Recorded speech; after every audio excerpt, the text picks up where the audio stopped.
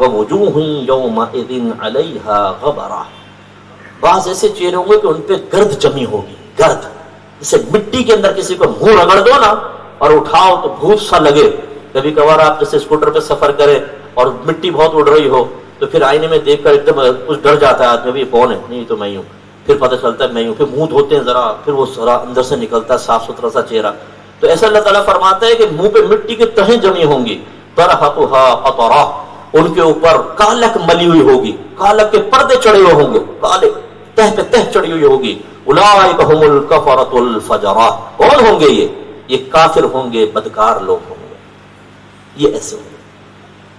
میں اس لیے مسلمان بھائی بہنوں کو اکثر ڈراتا ہوں.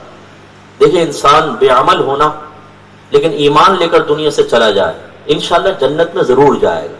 اللہ نہ کرے اگر دوزخ میں ڈلا بھی جنت میں ضرور جائے گا. اصل خوف کی بات یہ ہے کہ اگر بہت ہی گندے دوستوں کے درمیان رہے، جہالت میں مبتلا رہے، دین کے خلاف بولے، دین داروں کو نفرت کی نگاہ سے دیکھا، چینل پہ بدل رہے تھے، دینی چینل سامنے آیا تو نفرت سے کام مولوی آ گئے، اب وہ کبھی بدلتے نہیں تو پھر جلدی کریں گے، بدل کیوں نہیں رہا.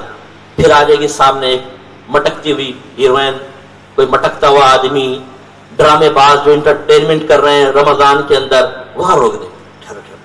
دین کی بات آ رہی ہے، بھائی دین کی بات تو داڑھی والا بھی کر رہا تھا، بھائی اس عورت پہ آ کے دین کی بات سننے کے کیوں رک گیا؟ بھائی یہ سب شرارتیں، شیطانیت.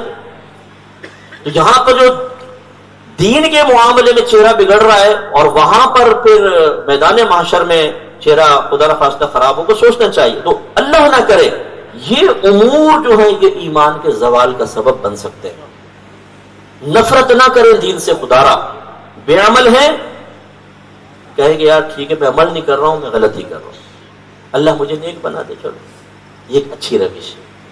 اور اپنی غلطی پر دلائل دینا کہ میں ٹھیک ہوں، اور جو بیچارے دینداروں نے نگاہ حقارہ سے دے کر انہیں حقیر اور کمتر گمان کرنا، یہ ہو سکتا ہے کہ ایمان کو برباد کر دے. اگر برباد کر دیا تو بس پھر یہ انعام اس شخص کے لیے بھی ہے. چہرے پہ کالک چڑھی ہوگی، لوگ کہیں گے بھائی تیرا نام تو چراغ دین تھا، نہ دین رہا نہ چراغ رہا، کیا ہوا؟ یار کیا کروں، بس جہالت میں مبتلا ہو کے برباد ہو گیا. میں نے تو کلمہ کفر نکالے تھے.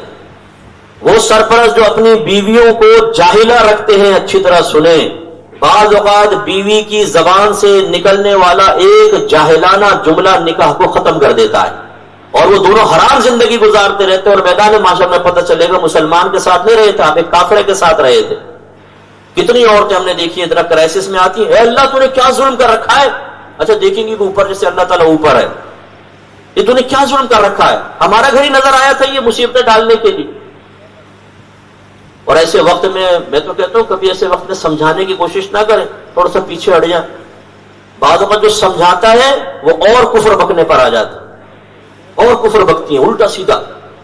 بہت سے ایسے ہیں جو کہتے ہیں ماغلہ چولہے بھاڑ میں جائے شریعت. کوئی کہے فتویٰ ہی دیا مفتی صاحب نے، میں فتوے کو تو پاؤں کی جوتی پہ مارتا ہوں. فتوے کا مطلب اللہ اس کے رسول کا حکم. تو یہ ہمارے گھروں میں اتنی جہالتیں ہیں. میں 15 سال ہو گئے میرا احکام شریعت پروگرام، 15 سال، یہ 16واں سال اسٹارٹ ہے، اگلے مارچ میں پورے 16 سال ہو جائیں گے، 4 مارچ کو 16 سال. اور مسلسل کہتا ہوں علم سیکھو علم سیکھو علم سیکھو، اس لیے کہ میرے پاس ڈیلی اتنے کیسز آتے ہیں. میرا ان باکس بھرا ہوا ہے واٹس ایپ کا، آپ دیکھیے ای میل کا ان باکس بھرا ہوا ہے. انہی جہالتوں کی وجہ سے علم نہیں سیکھیں گے، کیونکہ گھر میں جو پیدا ہوا ہے نا وہ پیدائشی بہت بڑا مفتی اعظم پاکستان ہے. ڈاکٹر کے گھر میں بچہ پیدا ہو پیدائشی ڈاکٹر نہیں ہوگا، پروفیسر کے گھر میں پیدا ہو پیدائشی پروفیسر نہیں ہوگا، انجینئر کے گھر میں پیدا ہو پیدائشی انجینئر نہیں ہوگا. لیکن یہ مسلمان کے گھر میں پیدا ہو کر پیدائشی مفتی بھی ہے، عالم بھی ہے، مولوی بھی ہے، سب جانتا ہے یہ پیدائشی طور پر. ان سب کو سیکھنا ہوگا، اس کو کوئی ضرورت نہیں ہے، اور کہو گے تو ناراض ہو جائے گا. ایسے لوگوں کا ایمان انتہائی خطرے میں ہے. اسی لیے میں اپنے بچوں کو بھی کہتا ہوں جو علماء بن رہے ہیں کہ بیٹا اگر شادی کرو، ہو سکتا ہے گھر والے آپ کے ارینج میرج کروائیں اور آپ کی مرضی کے مطابق نہ ہو، کوئی جاہلہ بچی آپ کے نکاح میں آ جائے تو علم سکھانا آپ کی ذمہ داری ہے. اسے فوراً علم سکھاؤ، اس کو جاہلہ نہ رکھنا. ایسا نہ ہو کہ تمہارے بچوں کی تربیت ایک جاہلہ عورت کر رہی ہو، یا معاذ اللہ جہالت میں مبتلا رہ کر کفر میں مبتلا ہو کر ایک کافرہ عورت تمہارے بچوں کی تربیت کر رہی ہو. کبھی فلاح حاصل نہیں ہو سکتی. اس لیے اس سے ڈرنا چاہیے کہ اللہ ایمان سلب نہ فرما لے. اولئک هم الکفرۃ الفجرہ، یہ کافر ہوں گے، فاجر ہوں گے۔